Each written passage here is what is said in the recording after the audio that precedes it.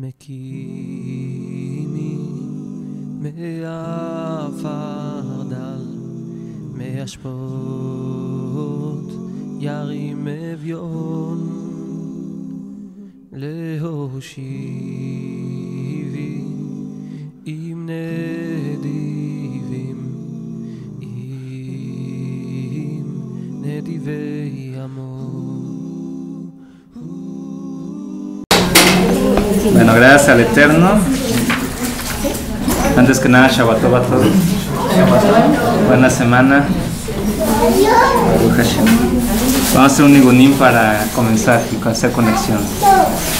Yam bam bam, yam bam bam, yam bam bam bam bam bam bam bam, yam bam bam, yam bam bam. Jam bam bam bam bam bam bam bam jam bam bam jam bam bam jam bam bam bam bam bam nay jam bam bam jam bam bam jam bam bam bam bam bam bam bam jam bam bam jam bam bam jam bam bam bam bam bam bam bam jam bam bam jam bam bam jam bam bam bam bam bam nay jam bam bam jam bam bam jam bam bam bam bam bam bam bam jam bam bam jam bam bam jam bam bam bam bam bam bam bam jam bam bam jam bam bam bam bam bam nay Baruch Hashem. Ese nigunim de hecho los de Chabad lo bailan, así empiezan a bailar jam bam bam Baruch Hashem, pero aún así cantarlo genera mucha alegría. Entonces estamos en el capítulo 10, ya hemos visto varios argumentos de por qué el santo bendito Él existe, y este capítulo va a ver sobre los atributos divinos, los perceptibles con el intelecto y los mencionados en la escritura, y los modos de aclarar si esos atributos deben ser adjudicados a Dios o en su defecto considerarse inaplicables a Él. ¿Qué atributos sí se le atribuyen, cuáles no? Es lo que vamos a ver ahorita. La explicación de los atributos divinos normalmente se denomina atributo a cada una de las cualidades, propiedades o características de un ser, y al hablar de Dios se alude más precisamente a cada una de las perfecciones propias de la esencia de Dios, como su omnipotencia, su sabiduría, su misericordia. Prestes atención a que en esta traducción se ha utilizado a veces la palabra atributo, cuando según la terminología general de la frase tal vez hubiera sido preferible usar la palabra característica. De todos modos, como explicamos, ambos vocablos son correctos, ¿sí? Entonces, si hablamos de una característica o un atributo, estaríamos hablando de lo mismo.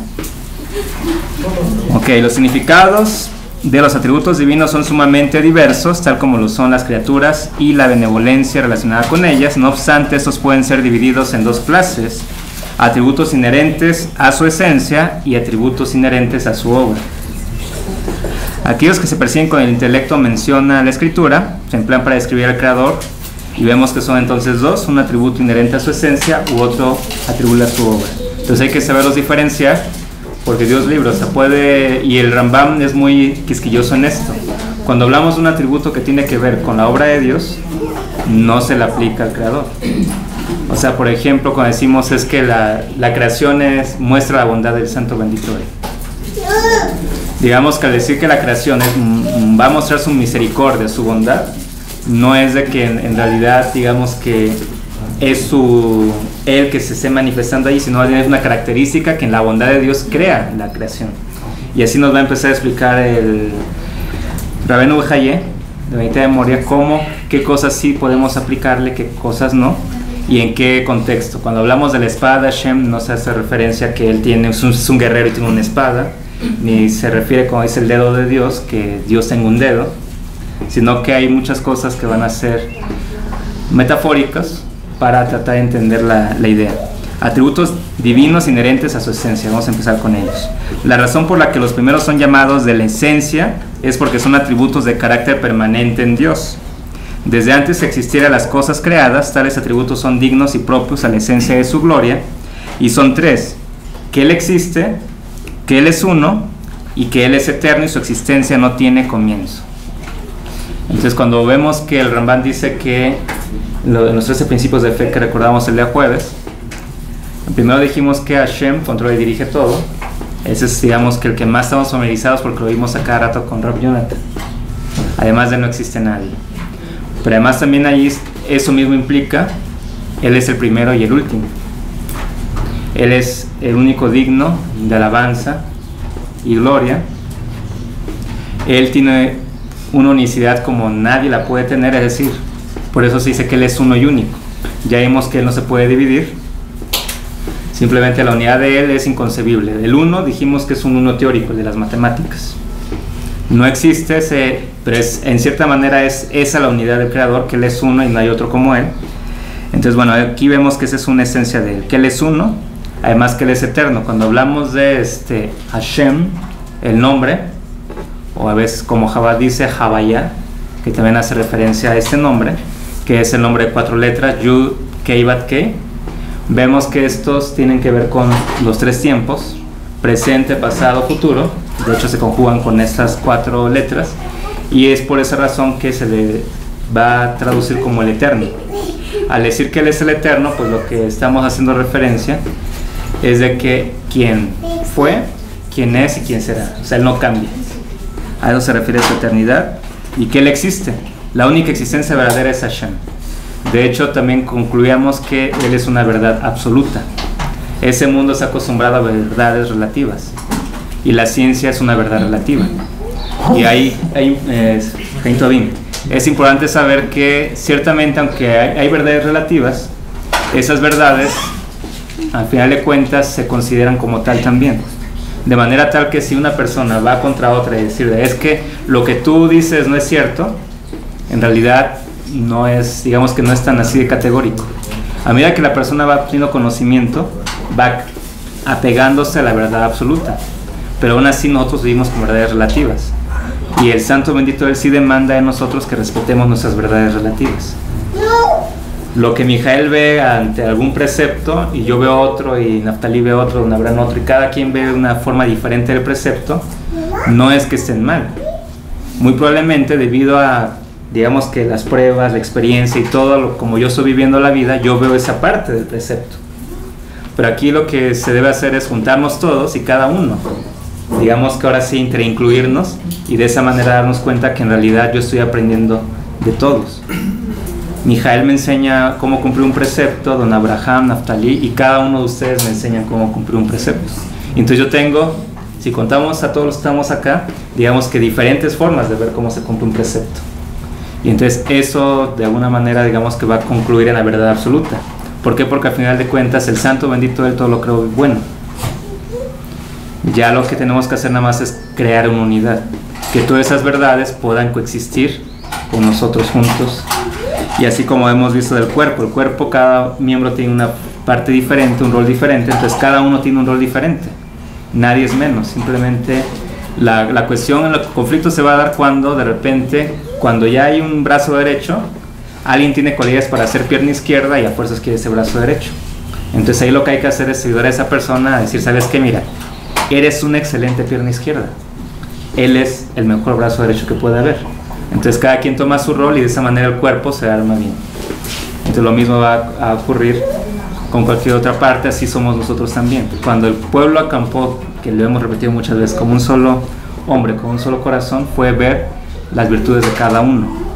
Entonces esas verdades, al final hay una sola verdad que es Akadosh Baruj Hu. Todas esas verdades que tenemos nosotros, el Santo Bendito nos está dando, sí y solo sí, hay temor de Dios en nosotros, hay ese deseo de cumplir con su palabra, y entonces si todos tenemos ese deseo, entonces no vamos a tener mentira, vamos a tener solamente una parte de la verdad, que como lo explican los sabios es algo muy hermoso.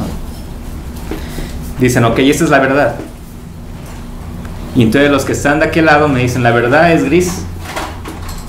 Los que están de este lado me dicen, no, gris y rojo. Y los de acá me dicen, sí, gris y rojo, también concuerdo. Digo, no es cierto, mayoritariamente es blanca. Sí tiene algunas partes de rojo. Ahora la pregunta es, ¿estamos mal todos? No. Lo que pasa es que cada quien está viendo una parte diferente. Así es la Torah. La Torah tiene una forma, uno la estudia, entonces por eso la halajá se toma un solo rab. Porque si toma el rab que está viendo acá, acá, y aquí tengo un rab, 2 rab, 3, 4, 5, 6 rabinos, y cada uno me da una visión diferente, entonces yo al final voy a decir, a ver, ¿a quién le hago caso? Entonces yo elijo un rabino, y ese rabino me va a crear todo el fundamento, y el Santo Bendito Él me va a unir a todo el pueblo, y entonces al final yo voy a concretar toda esa verdad completa. Pero ese, digamos, que es el principio del camino. Por eso cada tribu tenía un canal por el cual tenía que pasar, respetando su diferencia. Todos somos diferentes, cada uno tiene un camino especial que caminar, entonces no querramos englobar a todos en un solo camino. Entonces, por esa razón, digamos que en ese sentido vamos a ver que el único que existe es el Creador, es la única verdad absoluta, la de Él sí no va a cambiar. Nosotros, a medida que vayamos creciendo, vamos a ir inclusive cambiando algunas verdades que dijimos, creo que no era del todo así. Y es un proceso, o sea, no sentirnos mal, es un proceso que vamos nosotros refinándonos, y el precepto también se va haciendo cada vez de más calidad. Entre las razones por las cuales describimos a Dios a través de esos atributos son: 1, para poder transmitir algún tipo de concepción sobre Él y la verdadera naturaleza de su existencia; 2, para llamar la atención de los seres humanos a fin de reflexionar sobre su gloria; y 3, para ayudar a los hombres a entender el hecho de que tienen un Creador a quien están obligados a servir. Okay, entonces va de nuevo. 1, para poder transmitir algún tipo de concepción sobre Él y la verdadera naturaleza de su existencia. Es decir, eso es importante para poder saber, tener más o menos una idea de quién es el Creador. No vamos a poderlo definir, o sea, de entrada se los digo, nadie puede definir al Creador. Lo único que hemos hecho es crear un concepto, y bueno, no nosotros, sino el Rambam, para tratar de, en forma objetiva, tratar de saber quién es el Creador. ¿Quién me lo puede decir? ¿Quién es Dios en base al Rambam? Es la causa primera. La causa primera, ¿qué más? Dios es el creador de todo, verdad absoluta. Verdad absoluta. El único que creó todo, ¿no? Es presente, pasado. Pero objetivo, una definición objetiva. Que es una esencia como la de nuestra mente, que es muy parecido. Bueno, continúen con lo que estaba diciendo Mijael. Dijo la causa primera, que hizo existenciar todo, y sigue, o sea, va lo más larga que se pueda. ¿Para qué? Para limitarla, porque es lo que hizo el Rambam, limitar y no dejar lugar a dudas.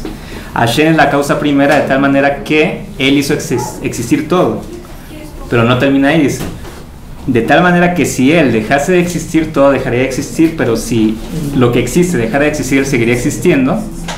Y Él no solamente que dice que lo hizo existir, sino que lo sigue manteniendo su existencia. Entonces el concepto que deja Rambam es: Dios es aquel que hace existenciar todo a cada instante, constantemente está renovando, y si hoy estamos respirando es porque Él existe. Entonces por eso ese es uno de los conceptos que vamos a ver acá. La existencia de Dios es algo que es parte de su existencia, si no, todo desaparecería. Empezando por nosotros, la creación, todo. Entonces digamos que esa es una definición objetiva, donde lo que hacemos es en base a un concepto libre de cualquier cuestión ya relativa. Entonces ahí, causa primera. Ya conocemos las leyes de Newton, sabemos que a toda acción corresponde una reacción de igual magnitud y dirección, pero sentido contrario. Entonces en ese, ¿qué pregunta? En ese sentido, vamos a ver que si estaba alzando la mano. Baruch Hashem. En ese sentido, entonces vamos a darnos cuenta que esa primera causa se refiere a eso. La causa que es primera, hizo existenciar todo, pero también hay una parte que dice Él es el primero y el último, haciendo referencia a eso. Existe porque existimos porque Él quiere que existamos. Eso es con su existencia. Entonces, segundo, para llamar la atención de los seres humanos a fin de que reflexionen sobre su gloria, que se den cuenta cuán majestuoso, cuán grande, cuán maravilloso es el Eterno. Y eso, por esa razón vemos que el Sidur del Benei Noach por excelencia es el Teilim. Ahí David Amelech habla mucho de esto. Cuán grandiosas son tus obras, Hashem. A todas las hiciste perfectas. El Salmo 104, cuando quieran ustedes meditar de verdad así profundo y ver la grandeza del Creador, haga uno y voy a decir: Hashem, muéstrame el 104 y desmenúzame. Y empiecen a leer el Salmo 104, pero con esa cabana, tratando de ver lo que dice el Salmo 104. Entonces se van a dar cuenta cómo se empieza a hacer un nudito, y luego se empiezan a poner cristalinos los ojos, y luego ya ¿por qué razón? Porque ahí habla de toda la creación. El Salmo 104 explica toda la creación, pero justamente necesitamos estar también en un, digamos que llegar a un punto en el cual podamos contemplar ello. y no ver el Salmo con nuestros ojos, sino con los ojos de David Amelech, y pasar esa experiencia, y de verdad van a ver que va a cambiar la forma como ven el mundo. Después de ver el Salmo 104 con la mirada de David Amelech, o sea, pidan a Hashem, ayúdame a recitar ese Teilim y a sentirlo como David Amelech lo sintió cuando lo escribió. Baruch Hashem, luego me platican y hacemos un libro de las experiencias del Salmo 104, porque de verdad que abre un panorama, nos ayuda a ser humanos en el amplio sentido, o sea, en el sentido de darnos cuenta que hay muchas cosas que no valoramos, muchas cosas que damos por sentadas. Sí, un bebé nace y porque hubo un papá o mamá, pero va más allá. Entonces, despertar esa sensibilidad. 3. Para ayudar a los hombres a entender el hecho de que tienen un creador a quien están obligados a servir. También el Salmo 104 sirve para eso. Darnos cuenta que hay un creador. Necesitamos describir a Dios como existente debido a que todas las evidencias indican su existencia. Las señales de su obra en el universo testifican esto, como dice la Escritura: alcen alto sus ojos y vean. ¿Quién creó estas cosas? Él crea sus legiones en números precisos, a cada una llama por su nombre. Por su abundante poder y el vigor de su fuerza, ninguno falta. Eso está en Yeshayahu 40:26. Debemos, por consiguiente, atribuir la existencia, siendo que es intelectualmente obvia para nosotros la imposibilidad de que cualquier acción o labor emane de algo que no existe, y puesto que percibimos sus actos y creaciones, queda aclarada para nosotros su existencia, y lo describimos como eterno, debido a que todos los argumentos llevan a la conclusión de que el mundo tiene un comienzo antes del cual no hubo otro comienzo, una causa primaria que no es precedida por ninguna otra causa. Ya fue aclarada la imposibilidad de que existe una serie ilimitada de causas que se extiendan hacia atrás en una progresión o una regresión infinita. Es decir, que aquí lo que se hizo ese análisis, dijimos, ok, hay un niño aquí, ¿quién es el papá de este niño? Él y él. Y el papá de ellos, sus abuelitos, y los papás de ellos, los bisabuelitos, y así nos vamos hasta que vamos a llegar, Baruch Hashem, hasta Noah. Y ahí de Noah se va a seguir una línea hasta llegar a Adán, que esas genealogías se la pueden consultar. Ahí está, digamos que en la Torah está escrita la genealogía de Noah, entonces ahí pueden ver ustedes. Ahorita digo Noah porque Noah fue el segundo padre de la humanidad. Una vez que cae el diluvio, adiós toda humanidad, solamente los animales que entraban al arca junto con los hijos de Noah y sus digamos que sus nueras y la esposa de Noah y Og, que se aferró al arca, son los que sobrevivieron. Entonces digamos que Baruch Hashem es allí donde se ve que hay una causa primera. Llegamos a Adán y después ¿quién fue? Akadosh Baruj Hu. Y de Akadosh Baruj Hu alguien puede decir, ¿y qué hubo antes de Akadosh Baruj Hu? Nada. Porque el santo bendito es la causa primera. Entonces a ese punto llegamos, en el cual todo se originó gracias al santo bendito Él, y no solo eso, Él lo mantiene. Entonces eso hay que reconocerlo, dice Rabbeinu Bejaye. Eso lleva necesariamente a la conclusión de que el Creador es el comienzo, previo al cual no hay comienzo alguno. Ese es el sentido de su eternidad, como está dicho, desde siempre y hasta siempre tú eres Dios. Teilim 92. Y dice, antes de mí no hubo ningún Dios y tampoco lo habrá después de mí. Yeshayahu 43:10. Entonces antes de mí no hubo ni habrá ningún otro Dios, dice Akadosh Baruj Hu. Entonces de manera tal que ahí queda ya definido que Él es causa primera, única, exclusiva, y no hay otra unidad como la suya. Y el motivo por el que describimos a Dios como uno ya fue explicado en forma exhaustiva y mediante sólidos argumentos. Se probó a través de evidencias irrefutables que la noción de la unicidad absoluta es inherente a la esencia de su gloria. El significado de esta unicidad consiste en que la noción de pluralidad es inaplicable a la esencia de su gloria y en que la genuina esencia de su gloria es ajena a cualquier propiedad o fenómeno que involucre cambio, metamorfosis, accidente, creación, destrucción, combinación, separación, semejanza, asociación, transformación y todas las demás formas en las cuales la multiplicidad se manifiesta.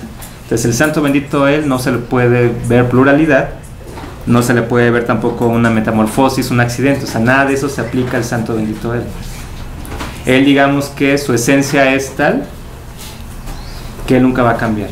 Y entonces aquí es donde se echan abajo muchos argumentos de creencias y filosofías, que dicen, es que el santo bendito Él ya tuvo otro nuevo pueblo. Si aquí entendemos que Él no cambia, entonces significa que su pueblo va a ser su pueblo siempre. Nunca va a cambiar así. Ciertamente mismo dice, yo mismo lo voy a llevar, o sea, dice que lo iba a disciplinar. Y Él mismo, vemos que también hace mención de que lo va a volver a poner en la condición donde estaba. Ahí vemos que se habla inclusive de que el primogénito, se hace primero mención que es Israel, pero posteriormente vemos que la primogenitura la tiene Rubén la pierde, la primogenitura en cierta manera después le correspondía a Judá, pero a su vez también vemos que quien la recibe es Joseph, y de Joseph se le va a entregar a Efraín. Y entonces vemos que esto así es, de tal manera que inclusive el profeta hace mención de que mi primogénito Efraín, el cual se prostituyó tras los dioses de todas las naciones, dice, yo me acordaré de él. Y ahí hace mención de que lo limpiará y le pondrá nuevamente, lo vestirá de lino y lo va a restituir.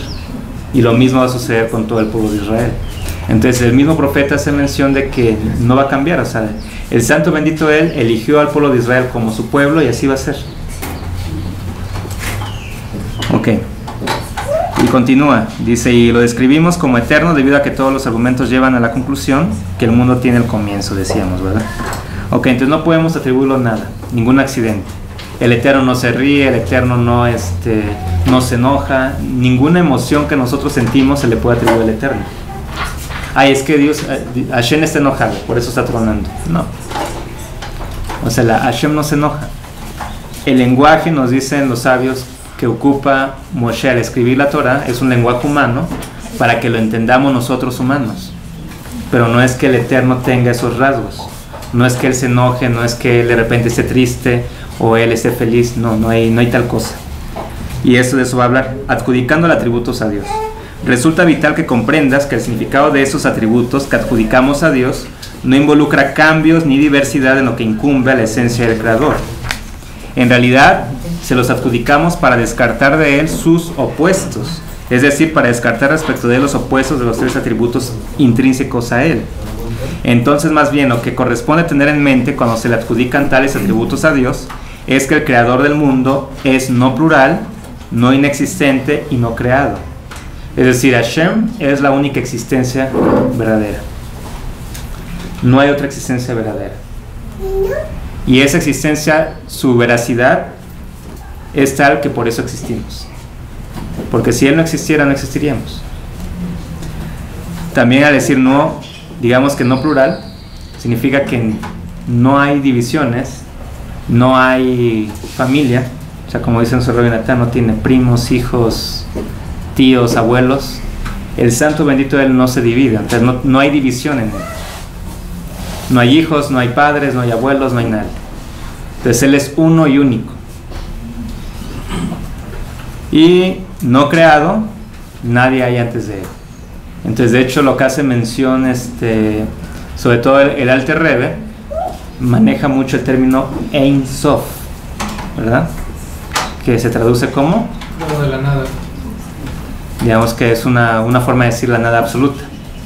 Entonces, al final de cuentas, al decir Ein Sof, Él es, digamos que la nada absoluta. De la nada absoluta surgió todo. Entonces, cuando decimos el Or Ein Sof, es la luz infinita. Esa luz infinita que es la luz creadora, a partir de la cual surge toda la existencia, es como el Alter Rebbe va a iniciar su libro del Tanya, y ahí va a describir una serie de conceptos que en su momento, más adelante que tengamos más, digamos que avance con los conceptos del Ramban y demás, vamos a poder también leer un poquito sobre el Tanya, que es también parte del legado que dejó el Baal Shem Tov a través del Alter Rebbe, Baruch Hashem. Entonces, cada uno de los tres atributos inherentes a su esencia implica a los otros dos. Es importante también que sepas acerca de esos tres atributos, que cuando son estudiados separadamente a la luz de un análisis cuidadoso, cada uno implica necesariamente a los otros dos. Pasemos a demostrar esto. Cuando la unicidad absoluta es inseparable de algo y su presencia en ello, es decir, en ese algo es demostrada, necesariamente debe ser existente y eterna. Debe ser existente, pues fue demostrado que lo inexistente no puede ser descrito ni en términos de uno ni de muchos. Consecuentemente, cuando se determine la unicidad absoluta en relación con cierta realidad y esto se demuestre, ello determinará que el atributo de la existencia más todo lo que ella implica está relacionado con aquella realidad. Entonces vemos que van a estar siempre los tres atributos manifestándose. Si yo digo que él no es plural, entonces tengo que decir que no es plural porque nadie lo creó, sino que él es la única creación, él es singular, uno y único. Al decir uno y único y que es la única creación, ya estoy hablando de la existencia única. Y entonces digamos que ya están los tres conceptos mezclados.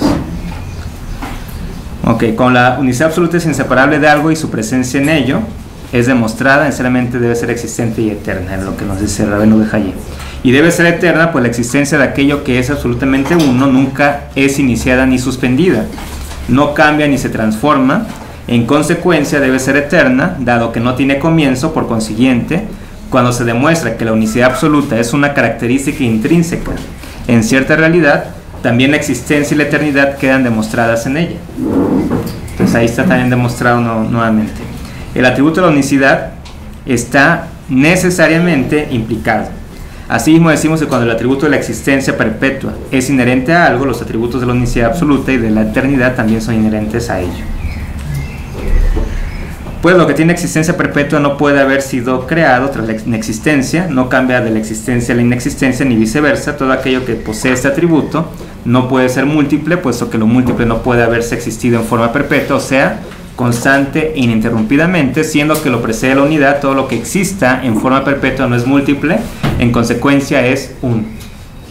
Todo esto son quizá un poco conceptos muy abstractos, porque estamos hablando un poco lógica, bastante lógica de hecho, pero la idea de esta lógica es ver que digamos que no tanto inclinarnos hacia una parte u otra, sino simplemente si algo es perpetuo, es eterno, hablando de, digamos que una cuestión lógica.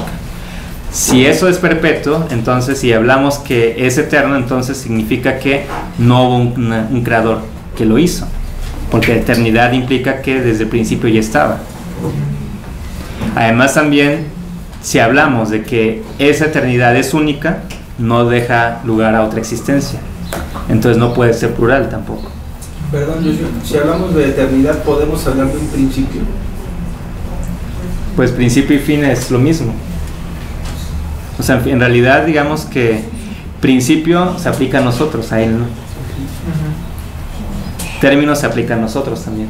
Entonces en el caso de nosotros nacemos, vamos a, digamos que hacer la parte que corresponde a nuestra misión, y luego vamos a morir otra vez. Tenemos un principio y un fin, pero para nosotros nuestra perspectiva es, él es el principio y es el fin. Entonces implica que a él no aplica el tiempo, entonces él está por encima del tiempo. Es más, esa parte la podemos entender que para nosotros es una línea. Hoy estoy aquí, luego estoy acá, luego estoy acá, pero para el eterno es un punto. O sea, fíjense la profundidad de esto. Yo veo mi vida como una línea, pero el eterno ve un punto nada más, y en ese punto estoy incluido yo. Por eso él es eterno, o sea, sabe desde antes de que yo nazca lo que estoy haciendo ahorita. Él sabe inclusive la intención, sabe lo que voy a hacer después. Él lo conoce todo, por eso decimos que él es omnisciente. A su vez también, digamos, el poder de omnipotencia se da de que él, al ser único y al ser quien trae toda la existencia, no hay otro como él. A tal grado que hay una pregunta que está en la Gemara, precisamente de un hereje, que dice que llega un hereje y pregunta a un sabio: ¿puede el creador hacer una piedra que él no pueda sostener? Es absurda, dice el sabio, es absurda tu pregunta. O sea, ¿qué es todopoderoso? O sea, al final de cuentas no se aplica. ¿Por qué razón? Porque ¿cómo va a ser que si él es todopoderoso no hay límite? Entonces digamos que ese tipo de preguntas, a medida que también vayamos estudiando, vamos a darnos cuenta que cuando vengan personas a hacer algún tipo de pregunta de ese tipo, sabremos que es una pérdida de tiempo invertirle a responder eso. Entonces eso es precisamente lo que hacen los Yudim. Los Yudim, al darse cuenta cuál es la esencia del creador, y cuando viene una pregunta que está fuera de lugar, simplemente dicen, discúlpame, pero mira, esa pregunta no tiene sustento. Mejor vamos a hablar de otra cosa más interesante, que es la eternidad. ¿Qué te parece? Hablamos de la eternidad de Dios. Y entonces ahí mismo se le puede compartir, digamos, que parte de esto, de que es la causa primera, de que todo existe por Él, y que el solo hecho de pensar que se pueda dividir Dios en varios, ya no es todopoderoso. Y entonces eso mismo crea multiplicidad de dioses. Entonces digamos que así de grave es el no entender bien ese concepto. Si yo no logro entender que además de Él no existe nadie, yo puedo crear dioses. Porque entonces ya le empiezo a crear su familia, ¿verdad? Como yo tengo un hermano, ay, ese es su hermano. Y si yo tengo un hijo, también él tiene un hijo. Ay, como yo tengo papá, también él va a tener papá. No, digamos que eso ya es un tipo de antropomorfismo. Yo ya quiero hacer a Dios humano. Pero eso es simplemente porque mi conciencia no está todavía, no la he trabajado, no he hecho las preguntas adecuadas. Y bueno, como dicen los sabios, para un niño es correcto pensar que a lo mejor Dios es un hombre anciano con barba blanca, que si no hago lo que Él dice, me va a castigar. Para un niño está bien, dicen los sabios, pero no para una persona que ya es mayor. Tienes el deber de saber quién es Dios, dicen los sabios. Y también por eso el profeta ahí comenta, mi pueblo perece por falta de conocimiento. Entonces, en conclusión, el Benay Noach puede decir, es que yo no sabía que tenía que cumplir 7 leyes. Era tu obligación buscar. Porque eso ya es una cuestión, hoy en día es una obligación que todos busquen. Cuando Moshe Rabbeinu entrega las 7 leyes, la repite, digamos que ya sería la tercera vez, porque primero se le dieron a Adán, luego a Noach. Y Moshe dijo, ok, dio los 10 mandamientos y dice que volvió a repetir las 7 leyes a las naciones, pero el carácter es diferente, porque ahora era carácter obligatorio. Si un no judío no cumple con las 7 leyes, tiene que rendir cuentas.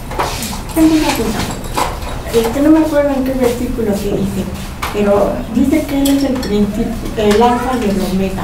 ¿A qué se referirá eso? Principio y fin.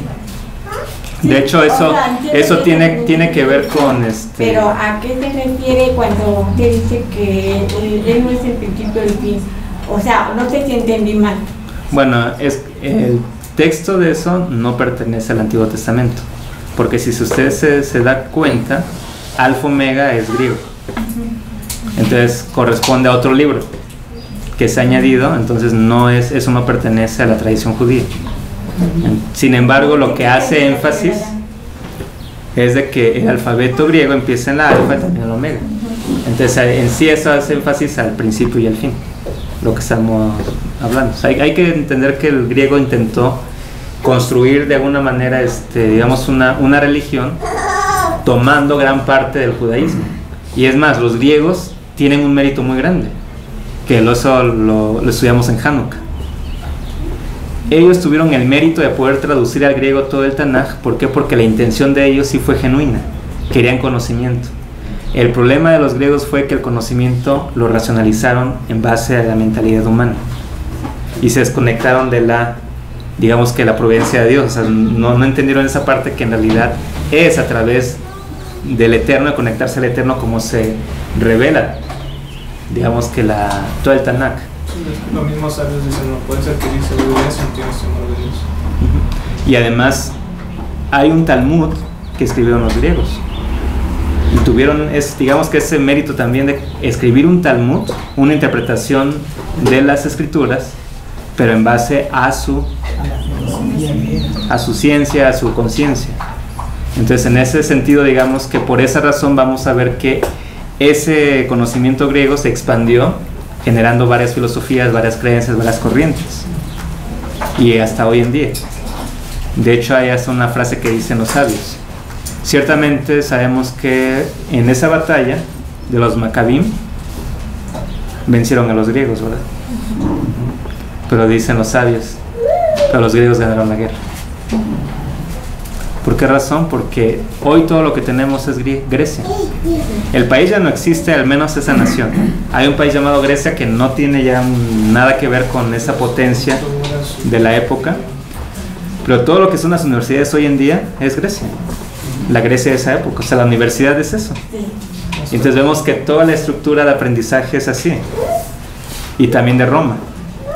Porque Roma, ¿qué es lo que Roma dice? Que vamos a estudiar. Y Roma, ¿qué dice? Shh, silencio. Paz en este lugar.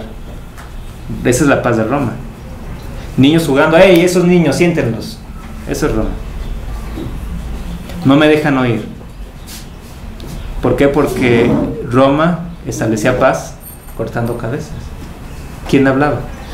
No, si digo que no entiendo y eso, me cortan la cabeza. Mejor me quedo callado. Pero ¿cómo estuvo el pueblo de Israel? Cada quien aquí y de repente, oye, ¿qué dijiste? ¿Qué parte del tratado estás tú leyendo? No, que entrar de aquí. Y de repente escucha ya que alguien está leyendo otra cosa. Oye, espérate, ¿de dónde? Y empieza a hacer sus notas.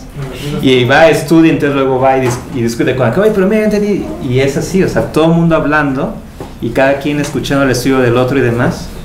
Pero lamentablemente nosotros no fuimos acostumbrados así. Poco a poco empezaremos a acostumbrarnos a que podamos estar escuchando acá, escuchando allá y demás, y entonces empezar a edificarnos con el estudio de todos. Contestan con otra pregunta. Sí. Baruch Hashem.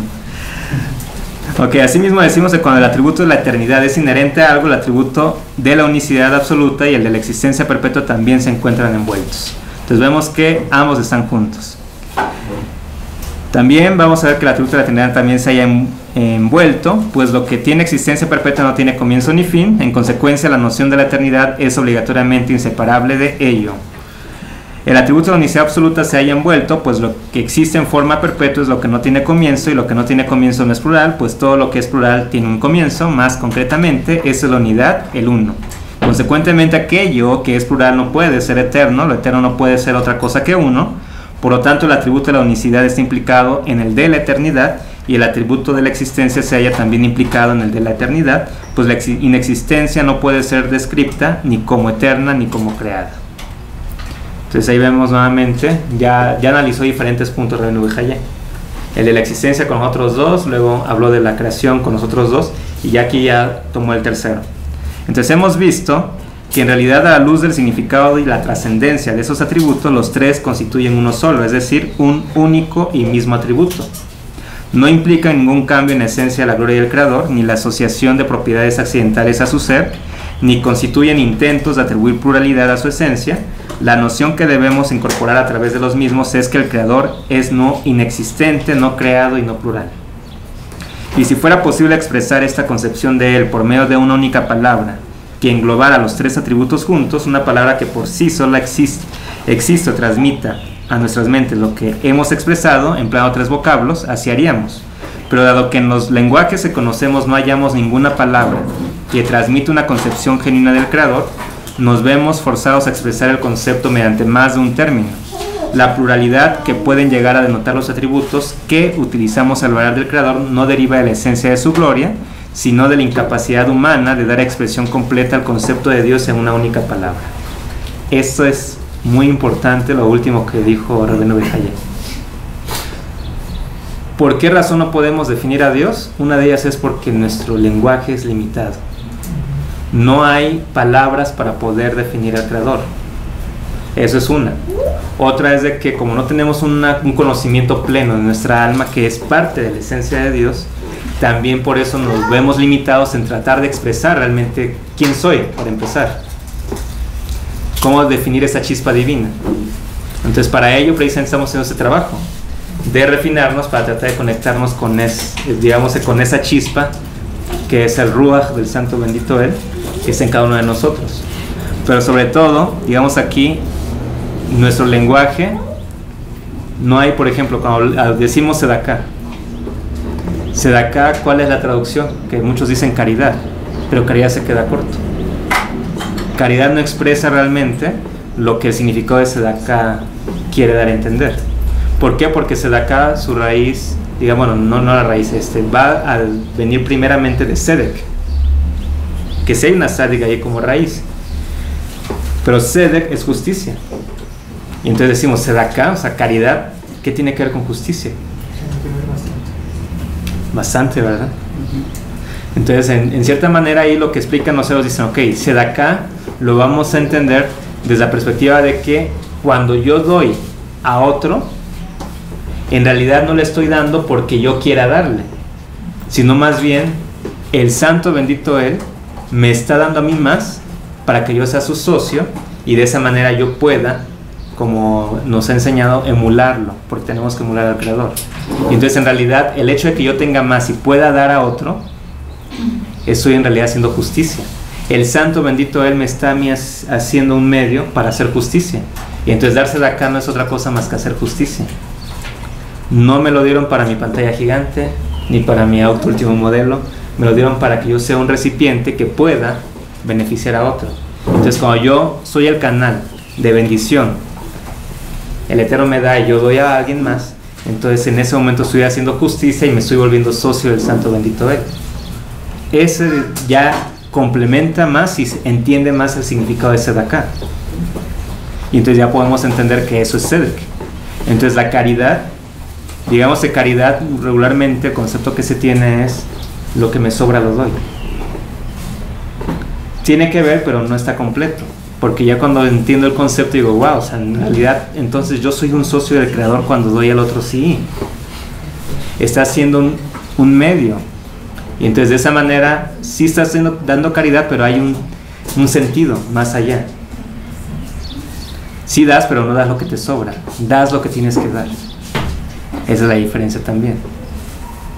Porque decimos una caridad y hasta que salga un peso, cuando en realidad pudieses dar a lo mejor 20 pesos. Pero ahí en caridad es lo que tú quieres dar, no lo que tienes que dar. Entonces esa también es otra diferencia. Y además, bueno, vienen otras series allí de, digamos, de complementos que se le puede dar a la palabra Sedaká, que tienen que ver ya con qué produce la Sedaká en la persona. Entonces la Sedaká alarga la vida, dice que rompe decretos de muerte, hace también despierta la Teshuvá. O sea, puedo yo tener a través de dar Sedaká un mérito para poder retornar. Y entonces vemos que hay muchos aspectos que la Sedaká me va a dar a mí. Entonces es en ese sentido, Baruch Hashem, como cada concepto hebreo va a estar limitado al pasarlo a otra lengua. Por esa razón la importancia de aprender hebreo, porque entonces si no nos quedamos cortos en el concepto. Entonces ya cuando empezamos a ver raíces, esta palabra viene de esta, y entonces empezamos a ver ya todo completo y vemos que el concepto no es así, es así. Entonces Baruch Hashem, eso con el favor del Eterno también, a medida que vayamos avanzando, haciéndonos de un nuevo lenguaje en nuestras vidas. Y también aquí se genera una responsabilidad. El hebreo es santidad, es el lenguaje sagrado, y entonces también eso mismo de nosotros exige que empecemos a limpiar nuestro interior para poder ser esos recipientes que puedan también recibir cada letra de la Aleph Bet, que es la otra parte. O sea, muchas veces cuando digamos que si hay dificultades en aprender el Aleph Bet, puede ser también a veces que el recipiente está lleno, hay que vaciarlo, hay que limpiarlo para que empiece también a llenarse y tener sobre todo pensamientos de santidad, querer llegar a ese nivel de conciencia con el favor de Dios. También con la ayuda de Hashem que damos una Sedaká, no estamos beneficiando a nadie, sino que esa persona que está recibiendo la Sedaká nos está beneficiando a nosotros. Así es. Sí, lo que dice precisamente el Hasidut así lo expresa. Dice, más del beneficio que le está dando el rico al pobre, recibe el rico del pobre. ¿Por qué razón? Porque el pobre, cuando desciende a este mundo, desciende y él dice, yo quiero no tener, yo me voy a sacrificar, Hashem, bendito eres tú, para que yo sea un medio mediante el cual otros tengan el mérito de crecer. Entonces en realidad el alma de un pobre es un alma muy elevada. Por supuesto que en el descenso y después en la sociedad y todo eso se va a alterar eso y se cae un grado de confusión. Pero ustedes pueden ver que las bondades más grandes casi siempre vienen de la gente que menos tiene. La gente que menos tiene es aquella que es capaz de quitarse todo, y eso muestra esa bondad. Entonces en ese sentido, cuando el rico da al pobre, en realidad lo que está haciendo es quitando decretos de muerte, quitando muchas cosas, pero el pobre se considera muerto inclusive, porque es despreciado, porque no es tomado en cuenta. Entonces digamos que él decidió vivir esa vida para beneficiar a otro. Entonces sí, en realidad de lo que el Hasidut hace mucha mención, el beneficio más grande es el que hace el pobre por el rico. Y entonces inclusive el Hasidut también hace mención de algo más, dice: tú no te sientas mal si tienes que recibirse de acá, no te hace menos si te recibes de acá, al contrario, debes de saber que estás siendo un recipiente para que otro reciba una bendición, porque el hecho de que recibas, estás permitiendo que alguien sea bendecido, además de que tú estás recibiendo en ese momento una bendición del Creador.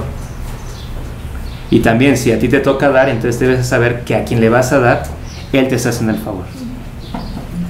Y entonces también no querer ser su dueño después.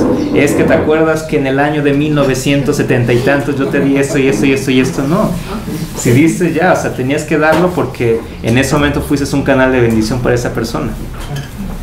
Entonces saber eso, y eso ayuda a que nos desconectemos y no querramos de repente tener esos rasgos de ego, ¿no? De decirle: es que yo te di, es que yo recibí, ¿no? Y ¿por qué tuve que no hubiese recibido eso? Y empiezan reproches más, no, nada de eso.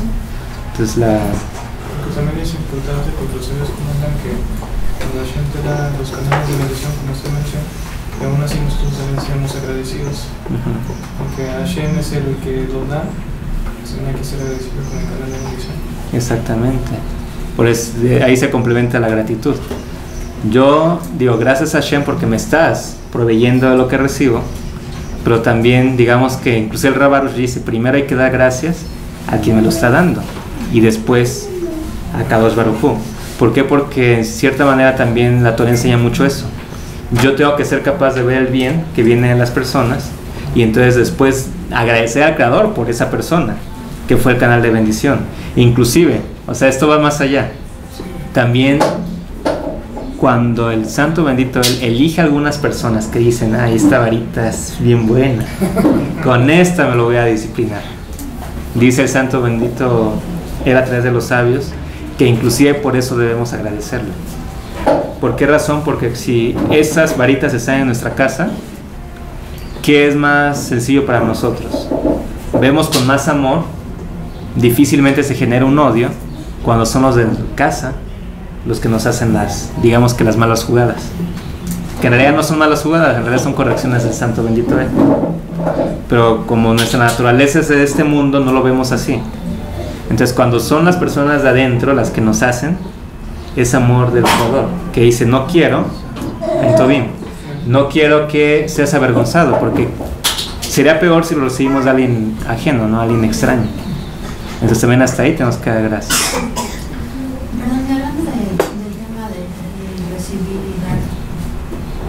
Ahí hay algo que a mí me falta comprender, porque pues en ese caso pues a todos nos den, ¿no? Pues está muy bueno, o sea, que a mí me den y yo estar en la posición de que me den y me están haciendo un favor al dar, yo me siento que no me den.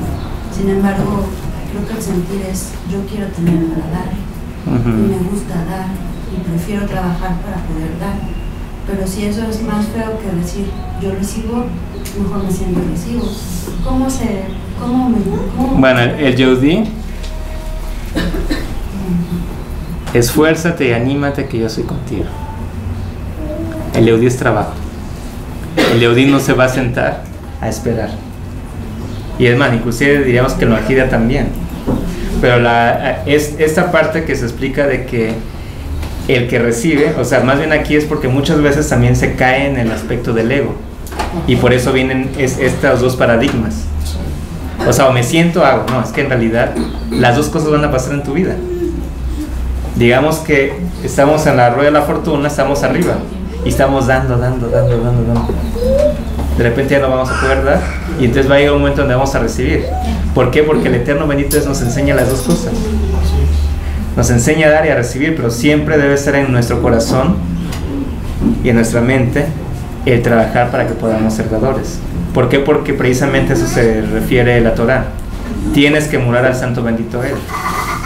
Ahora, en ese sentido, digamos que en sí todos somos dadores digamos que por excelencia. Nuestra alma viene la parte de dar. Sin embargo, va a haber situaciones donde el orgullo es muy alto y eso hay que entenderlo ya. Digamos que hay diferentes niveles de conciencia.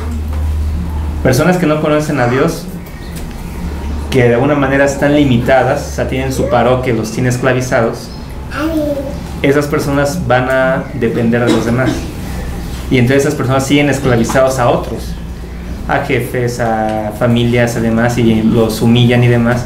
Pero ellos inclusive llegan a tener un grado de satisfacción viviendo así. Pero ahí estamos hablando que no hay conocimiento del Creador. Pero en el caso de nosotros no se aplica así ya. En el caso de nosotros sabemos que tenemos que esforzarnos, tenemos que hacer lo posible por ganarnos nuestro sustento, y además, cada vez que ganamos nuestro sustento, el Eterno nos da más. ¿Para qué? Para que demos, para que compartamos. Pero si llega el momento en donde de repente, Dios libre, yo empiezo a sentir el ego, es que yo no necesito de nadie, es que el Eterno a mí me provee de todo, yo siempre tengo para esto, y es más, yo le doy a fulano, a sultano, y dice, te voy a poner abajo entonces, para que ahora aprendas humildad. Nadie te va a dar trabajo, nadie te va a dar esto, entonces ahora vas a empezar a aprender lo que es recibir. Y entonces digamos que ahí la persona viene primero un shock. ¿Por qué? Porque estaba acostumbrada a dar. Pero ahora en la misericordia, el amor al Eterno dice, ahora vas a recibir. Y no es de que, no, aún así voy a esforzar. Vas a recibir. Entonces llega un punto en donde a veces se nos cierran todas las llaves. No trabajo, no nada, y entonces de repente lo que sí empiezan a llegar es, oye, ¿cómo estás? Oye, me acordé de ti, ¿cómo andas? ¿Tienes trabajo? Y ahí uno, el Eterno nos prueba también, si decimos, sí, gracias. Entonces nosotros mismos estamos ahí proponiéndonos la soguita. Pero aún así el Creador de repente envía personas que te traen esto, que te traen el otro y demás, y nunca te abandona el santo bendito Él. Pero podrías salir de ese hoyo si tan solo agacharas tu cabeza y dijeras, Hashem, perdóname por haber sido arrogante, por haber creído que con el poder de mi mano yo comía todos los días de mi vida.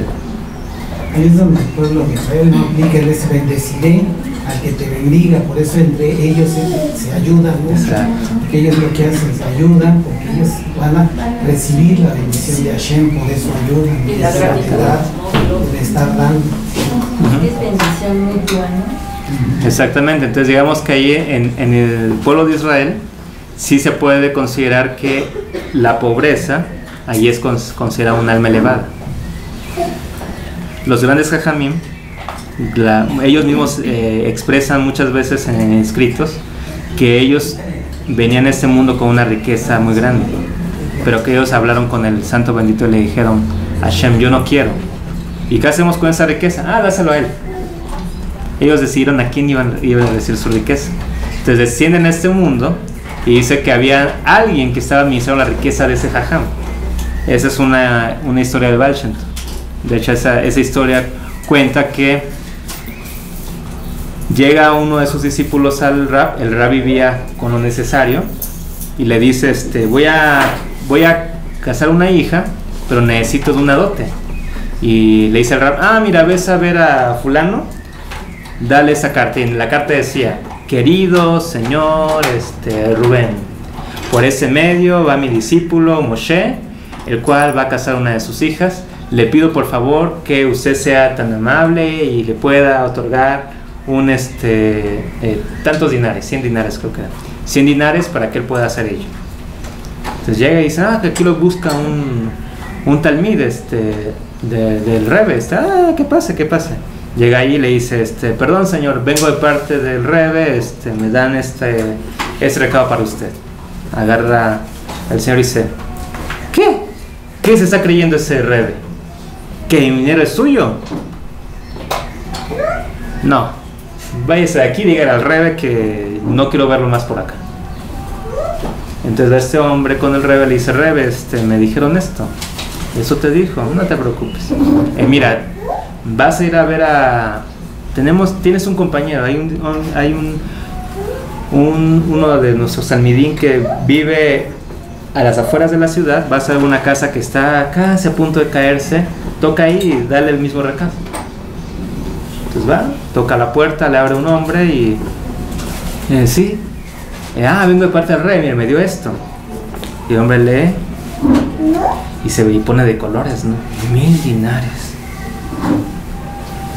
Y voltea a ver su casita, ¿no? Pues tenía la vajilla de Shabbat de plata, los cubiertos de Shabbat de plata, las copas de vidrio cortado, tenía un montón de cosas, una mesita, sus sillitas, todo. Y dijo, va con su esposa y le dice, querida, mira, eso me mandó el Rebbe. 1000 dinares. Pues ahí hay unos manteles, hay esto y el otro, ¿verdad? Le dice al hombre, querido, regrese usted antes del anochecer y le tendremos una respuesta. Sí, gracias, ya se fue. Cuando llega este hombre, se da cuenta que la casa estaba vacía. No había absolutamente nada. Y le dice, querido, aquí está lo que necesita, que el Eterno le bendiga grandemente, que sea un buen varón y que venga de ustedes muchos sadiquim. El hombre se había pensado que no iba a poder recibir nada de esa familia, porque no veía que tuviesen economía. Se quedó, le cerró la boca el Eterno, lo que le dijo, wow. Y esa persona, ¿cómo es posible que ellos? Entonces va con el Rebbe y le dice, ¿qué pasó? El Rebbe, aquí está. Muy bien. No pasó mucho tiempo, de repente este discípulo del Rebbe se volvió multimillonario. Y el multimillonario de la ciudad se volvió pobre. Y entonces va a ver este hombre pobre, que antes era multimillonario, el Rebbe, le dice, Rebbe, ¿se acuerda de mí? Claro que sí. Oiga, Rebbe, yo ya he estado haciendo mucha plegaria, querido, preguntándole a Dios, ¿qué tengo que hacer? Yo era rico y perdí todo. Entonces el Rebbe le cuenta la historia. Le dice, te voy a contar una historia. Verás, cuando estaba yo en el mundo de las almas, el santo bendito él me dijo, vas a descender a este mundo con una gran riqueza.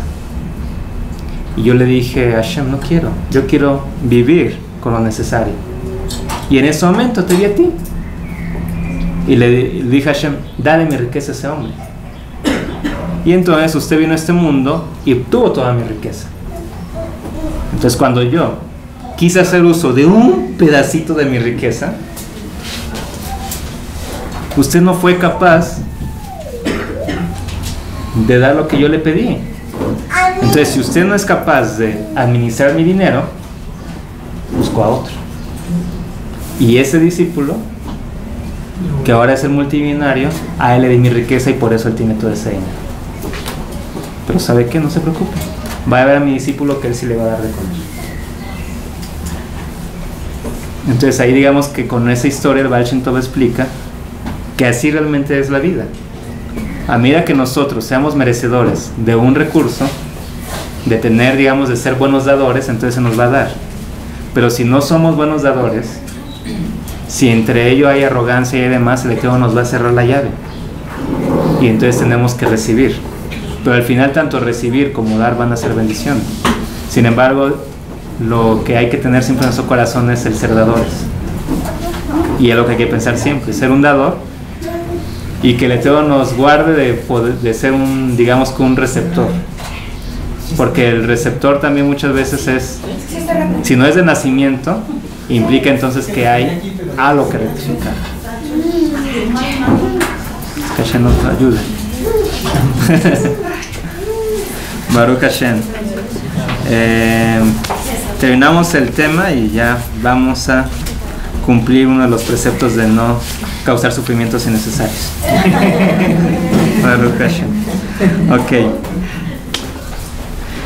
Entonces, pero dado que en los lenguajes que conocemos no hallamos ninguna palabra que transmita una concepción que no era el Creador, nos vemos forzados entonces a expresarlo en diferentes conceptos. Por esa razón vemos que la limitante de tener que expresar al Creador en diferentes conceptos no es porque sea múltiple, no existe multiplicidad en él, sino más bien porque no hay palabras, una sola palabra que explique quién es el Creador.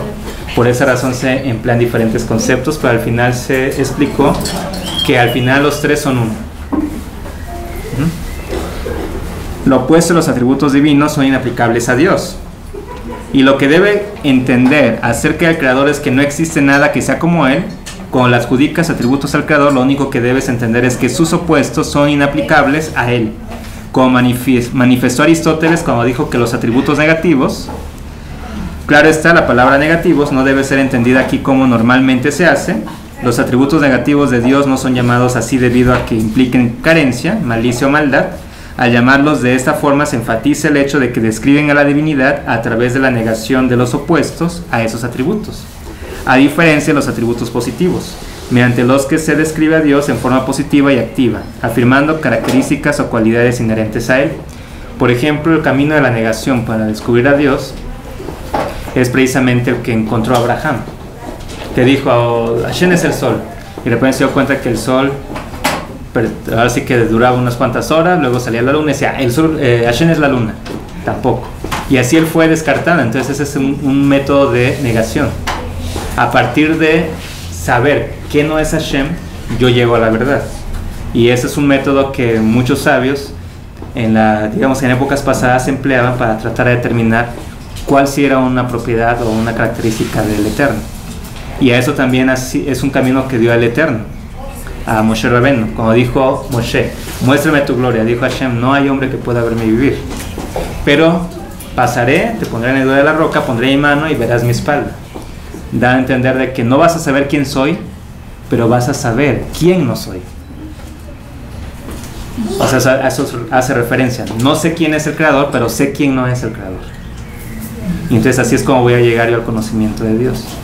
Por eso se habla del camino de la negación. Ok. Entonces, como manifestó Aristóteles cuando dijo que los atributos negativos de Dios son más ciertos que los positivos, pues todos los atributos positivos que se adjudican a la esencia de su gloria no escapan a las características que atañen a las propiedades sustanciales o accidentales, mas el creador de la sustancia y el accidente no está sujeto al efecto de sus propiedades.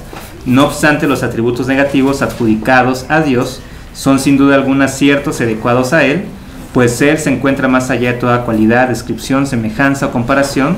Por lo tanto, lo que debes comprender de los tres atributos que hemos estado mencionando es la imposibilidad de que sus opuestos sean aplicados al Creador. Eso es lo que hay que entender. ¿Hasta aquí algún comentario? ¿No? No, ok. Sí. Bueno, sí, una pregunta. Bueno, pues que hace rato que había comentado de que Hashem no se enoja, no ríe todo. Y entonces en el momento en que mandó el diluvio o en el momento en que mandó fuego a Sodoma y Gomorra, o sea, que dijo, no más no porque... Bueno, ahí hay que entender una cuestión. O sea, todo lo que viene del santo bendito Él es bondad. Entonces digamos que al entender que todo lo que viene de Hashem es bondad, no es de que Él se haya enojado, sino más bien que sabemos que Hashem es el atributo de misericordia, pero hay un atributo de justicia, que es Elohim. Y el atributo de justicia es interesante porque Elohim significa dioses. Dioses, dioses. Elohim también se le dice muchas veces a los ángeles. Ajá, un tipo de ángeles que está en un nivel. Pero entonces, ¿a qué hace referencia? Hace referencia al tribunal celestial. Entonces, cuando hablamos de Elohim, hablamos del tribunal celestial. Por eso ese nombre está en plural. Y entonces, ese tribunal celestial es el encargado de que se haga justicia en este mundo. Y es más, vemos que el Creador, cuando hizo el mundo, creó primero las leyes naturales. Las leyes naturales es parte del atributo de justicia. Todo lo que sube baja. Entonces ahí hay una ley. Entonces esa es la justicia. De ahí viene el nombre de una ley de atracción universal, la ley de fuerzas magnéticas, de fuerzas eléctricas, todas las leyes naturales que hay. Entonces es parte del concepto y atributo de Elohim. De manera que si el Eterno dio a Adán 7 leyes y llegado a una cierta época se empieza a corromper toda la humanidad, Elohim, el atributo de justicia, entra en acción. Dice, ok, vamos a borrar a toda la humanidad. ¿Por qué? Porque ya llegó un punto en el cual son decretos de muerte. Es más, dice Rashi, la razón por la cual el santo bendito Él determinó que la tierra fuera borrada fue por el robo.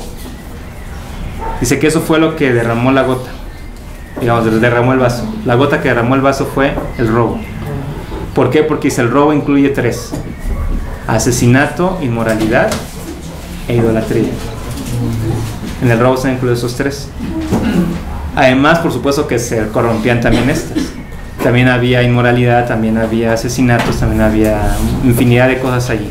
Pero dice, pero el robo fue lo que ocasionó ello. Entonces fue el atributo de justicia el que aplica el diluvio. Lo mismo vamos a ver que cuando el santo bendito él determina que tienen que morir todos los que adoraron el becerro de oro, fue el atributo de justicia. Pero ahora es importante entender aquí, por encima del atributo de justicia está Hashem, que es el atributo de misericordia. El nombre propio, vamos a decir, del creador bendito él, Yud Kei Bat Kei, es el que sostiene todo. Y entonces cuando se da el diluvio, o sea, el atributo de justicia dice, querido jefe, tenemos que borrar la tierra. Hashem dice, déjame, ahí yo he visto a Noah, que es un hombre justo, y sus hijos, y entonces empieza a hablar con Noah. Y a través de Noah es que ahí se va a manifestar la misericordia del Eterno, de que no va a borrar a la humanidad, sino va a dar una segunda oportunidad. Y así de igual manera vemos que cuando con el becerro pasó lo mismo. Bueno, sí, ya entendí, porque, bueno, por ejemplo, con este Moshe igual pasó, ¿no? O sea, Dios quería destruir a todos los judíos y Moshe intervino por ellos, ¿no? Bueno, no por ellos, pero bueno, está bien. Sí, vemos que él nuevamente tiene el atributo de justicia, pero el caso de Moshe fue probado, porque Moshe así, no, sí, yo saco como el chavo, ¿no? Y sale que yo sacaba al pueblo de Israel, y sale que le entregas la Torah, y esto y el otro, y tal, bien emocionado Moshe. Y tú dijo, a ver, ¿de verdad lo quieres? ¿Tanto amas a este pueblo? Demuéstrame. Bueno, que también pasó con Abraham, ¿no? Con Sodoma y Gomorra, ¿no? Que le dijo, si hay tantos justos, igual, no. Y ya cuando dijo, si hay menos de 10, entonces sí. Y aún así dijo, lejos de ser de ti, el hacer algo, digamos que Dios libre, que se hable mal de ti. ¿Y qué hizo Hashem? Sacó a Lot y a su familia. Entonces vemos que al final de cuentas ahí viene un principio muy grande. La justicia de Dios nadie la puede burlar, y eso es así, o sea, el atributo de justicia de Dios nadie lo puede burlar. Pero el nombre del Eterno, el atributo de misericordia, cuando uno clama a Él, viene la misericordia, y entonces la misericordia nos permite vivir. Pero no hay que entender y decir, entonces la justicia así fue como que aquí, Hashem, yo te doy una lana y tú eres misericordioso conmigo. La respuesta es no. No es eso. Bueno, es que, bueno, estaba leyendo un libro donde decía de la Segunda Guerra Mundial también, que había muchos rusos que estaban orando, y que de repente un día nadie oró, y fue cuando estalló la Segunda Guerra Mundial. Entonces va entendiendo la misericordia. La misericordia no es que quite el atributo de justicia. La misericordia es justicia tipo Electra. Como esos límites, ¿no? Pagos chiquitos para pagar poquito. Es en pagos. Que Él no es un Dios corrupto, que acepte que tú les des mis votos para que cambie lo de la salud que hiciste. Es más, yo creo que eso ya cuando se es padre o cuando se es un hermano mayor, uno puede ver estas cuestiones. O sea, de repente el niño hizo la travesura de su vida. O sea, no sé, pensemos algo así como que para que un papá sienta que, no sé, se agarra, abre el cofre del coche y le echa, no sé, leche, ¿no? Y de repente el papá, ¡ah! Pero digamos que está en ese momento el atributo de justicia del papá, que ya está viendo cómo le va a hacer ver que eso que hizo no fue nada bueno, ¿no? O el jarrón favorito de la abuela, que era el recuerdo de la mamá, y la mamá está viendo cómo. Pero de repente va a haber una acción que a lo mejor el niño va a hacer, que de repente dice, va a la escuela y dice, el niño se siente mal y dice, ay, voy a dedicarle este dibujo a mi papá y a mi mamá, y le voy a hacer una composición, y de repente llega el niño y dice, mira papá, ya llega el día del padre o el día de la madre, y en esos momentos el niño se pule y empieza a decir las mejores palabras al papá y a la mamá, que en ese momento, ¿qué hace el papá o la mamá? Abrazarlo, ¿no? En ese momento ya dice, ay, mi hijo, ya se pasó. Así es Akadosh Baruj Hu. Entonces, cuando la persona empieza a hacer las mitzvot, cuando de repente el niño está preocupado y está viendo ahí de que con el popó chupándole ahí a sacar la leche o tratando de hacer algo para sacar ella, entonces dice, ya se dio cuenta, entonces ya está corrigiendo lo que hizo. Entonces en ese momento el Eterno se levanta del trono de justicia, como dicen los sabios, se sienta en el trono de la misericordia y dice, véngase para acá. Entonces al final la justicia lo que hizo fue, date cuenta que la regaste. Pero también, bueno, digo...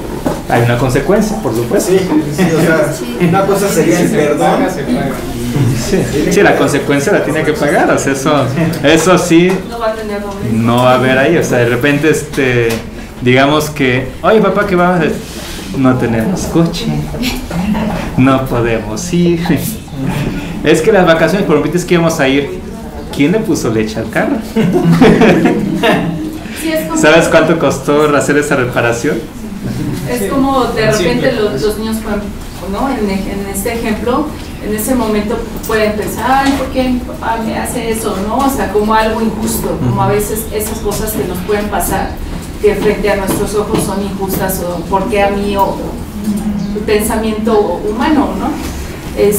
Pero de repente ya es como, ahora entiendo, gracias Hashem por esto y esto, ¿no? Y es como uno también como hijo y como padre, la relación. Y ahora entiendo por qué mi papá me dijo que... Claro, es que hay veces que a veces ya se entienden después de mucho tiempo. Pero la justicia tiene que ver mucho con... Hay una teoría que maneja la psicología que se llama el objeto. Dice que el objeto no está como es, sino como lo percibimos. Entonces por eso debe existir la justicia, porque yo que puedo creer que está bien, el compañero me puede hacer que estoy mal, ¿sí?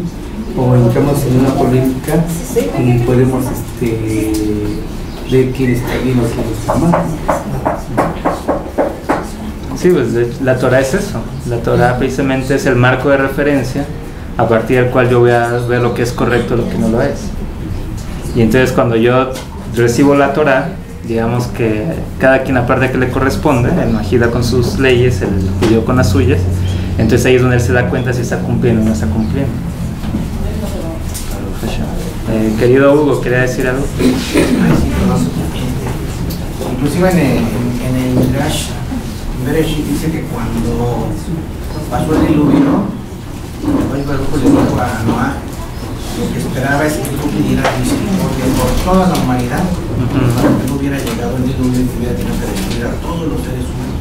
Exactamente. Y vemos que cuando sale el del arca, se pone a llorar, ¿no? Hashem, ¿por qué destruiste su mundo? Ay, extraño al gordito que estaba ahí con la leña y demás. Y del cielo dice que se escucha una voz que dice, cállate, siervo inútil. Y entonces, ¿qué hizo Noah? Dijo, pues hay un país que va a existir que se llama México, que dicen que con vino todo se olvida. Pues voy a ver. Entonces ya empezó a, digamos que a sembrar una viña, y ahí fue donde se trasladó, porque sintió ese dolor de que le había fallado al santo bendito él. Y entonces, pues Baruch Hashem, todo lo que esté en la Torah es para que nosotros tomemos conciencia y no cometamos esos errores. ¿Verdad, Hashem? Que el Eterno nos ayude. Y bueno, lo que concluíamos con Moshe. En el caso de Moshe, precisamente lo que dice nuestro estimado Hugo, él hizo lo que Hashem quería que hiciera. Cuando Moshe le dice, a ver, apártate, Moshe, voy a destruir ese pueblo, dice Moshe Rabbeinu, Hashem, no me voy a mover. Así como cuando, perdón, no me voy a mover. Si vas a destruir este pueblo, empiezas por mí, porque ese pueblo tú me lo encargaste a mí, y de verdad yo no sería capaz de ver la destrucción de ese pueblo después de todo lo que hemos hecho juntos. En ese momento, dice el santo bendito él,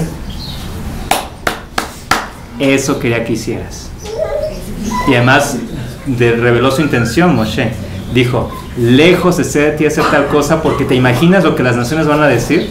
Sacaste a Israel de Misraim para que vinieras a asesinarlos en el desierto. ¿Para eso lo sacaste? Y entonces dijo, ¿te preocupas por mi honor? Baruch Hashem. Entonces ese es precisamente lo que el santo bendito quería. Quiere líderes, eso es un líder. Un líder es aquel que está siempre con todos los que ponen su confianza, hagan o no hagan lo correcto. Ese es el verdadero líder. El verdadero líder no va a decir, ¿sabes qué? La verdad, ya me colmaste la paciencia, te me vas. Ese no es un líder. El líder trata de ver lo bueno en cada persona. Y dice, ok, a lo mejor hay muchos problemas, hay demás, vamos a ver cómo lo vamos a trabajar y vamos a sacar lo mejor de ti. Y lo vamos a encontrar juntos. Ese es un líder. Y eso es lo que el Eterno quiere. O sea, cada uno, cuando el Rabbi Yehiel se dice, todos somos líderes, es en ese aspecto también. Que seamos capaces, cada uno, de ver lo bueno del otro. Porque ese es un líder. El líder ve. O sea, no es tan, digamos que sí va a tener muchos aspectos de guiar, pero más que nada es mostrarle a cada uno su potencial para que empiece a caminar solito. Y nada más vigilarlo que no se desvíe del camino. Eso es lo que hace el líder. Pero el líder en realidad no está, digamos, que dándole nada a nadie. El líder lo único que hace es un encargado, como un inspector de calidad, que dice, ok, ¿sabes qué? Mira, esto no es lo mejor para ti, lo mejor para ti es esto, vámonos así. Hey, no, para acá. Y eso fue lo que hizo Moshe. Moshe dijo, Hashem, dame chance. Perdona a ese pueblo, yo me encargo de que ese pueblo no se olvide nunca de ti. Y lo cumplió, Baruch Hashem. Así en entonces que el Eterno, bendito es, le dé más y más bendición al pueblo de Israel para que... Na na nai na nai na na na nai nai nai na na na nai na nai na nai nai nai na na nai na na nai na nai na na nai